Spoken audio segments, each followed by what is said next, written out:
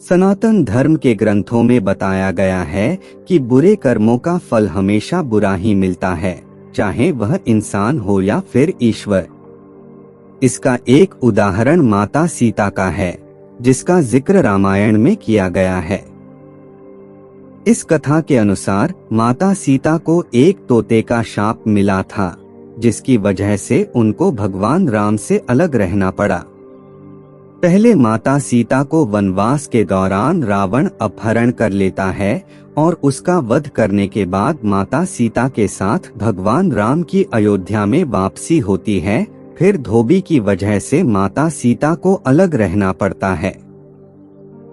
हम सबके मन में सवाल उठता है कि राम तो भगवान हैं, फिर वह अपनी पत्नी से अलग क्यों रहे। आइए जानते हैं इससे जुड़ी एक कहानी के बारे में। कथा के अनुसार माता सीता बाल्यावस्था में अपनी सहेलियों के साथ बगीचे में खेल रही थीं। वहीं बगीचे में एक तोता का जोड़ा पेड़ पर बैठा था। तोता का जोड़ा भगवान राम और माता सीता के बारे में बातें कह रहा था। उनकी बातों को सुनकर माता का ध्यान उन पर गया। मादा तोता बोल रही थी कि अयोध्या के राजकुमार राम काफी प्रतापी राजा होंगे, उनसे माता सीता का विवाह होगा। तोते के मुख से भावी पति का नाम सुनकर माता सीता अचंभित हो गईं। उन्हें अपने बारे में और जानने की इच्छा जागृत हुई, इसलिए उन्होंने अपनी सखियों से कहकर दोनों पंछियों को पकड़ लिया।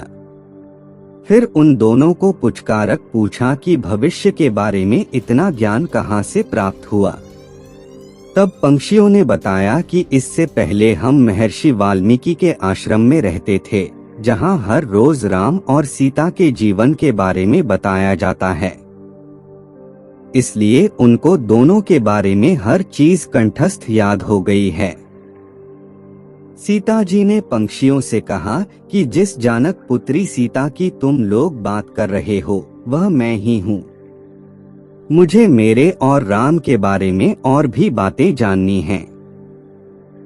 तब नर तोता ने कहा कि हे सीता, आपका विवाह अयोध्या के राजा दशरथ के ज्येष्ठ पुत्र राम के साथ आपका विवाह होगा और आपकी जोड़ी तीनों लोकों में सबसे अद्भुत होगी। सीता जी सवाल पूछती रहीं और दोनों तोता जवाब देते रहे। सीता जी ने कहा कि जब तक मेरा विवाह नहीं हो जाता, तुम दोनों मेरे साथ राजमहल में रहोगे और तुम वहां सारी सुख सुविधाएं मिलेंगी। सीता जी की बात सुनकर तोता का जोड़ा घबरा गया।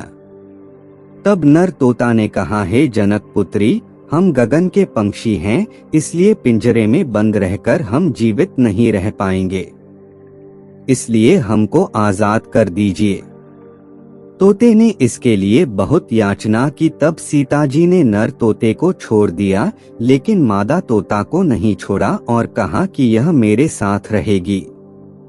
नर तोता ने कहा कि मेरी पत्नी गर्भवती है, इसलिए ऐसे समय पर उसको जाने दें।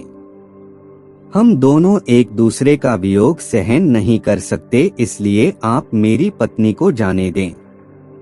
लेकिन सीता जी ने उसकी एक न सुनी। इस पर मादा तोता को बहुत गुस्सा आया और शाप दिया कि जिस तरह तुमने गर्भावस्था में मेरे पति से मुझको अलग कर दिया है, वैसे ही गर्भावस्था के दौरान तुमको भी पति वियोग सहना पड़ेगा। इतना कहते ही मादा तोता ने अपने प्राण त्याग दिए। मादा तोता के प्राण त्यागने के कुछ समय बाद नर तोता के पत्नी वियोग में प्राण चले गए। इससे माता सीता को बहुत दुख हुआ, लेकिन तब तक बहुत देर हो चुकी थी। बताया जाता है कि अगले जन्म में तोता वही धोबी था जिसने माता सीता के चरित्र पर उंगली उठाई थी, जिसके बाद भगवान राम ने सीता का गर्भावस्था के दौरान त्याग कर दिया। तब माता सीता महर्षि वाल्मीकि के आश्रम पहुंची और वहां उन्होंने लवकुश को जन्म दिया।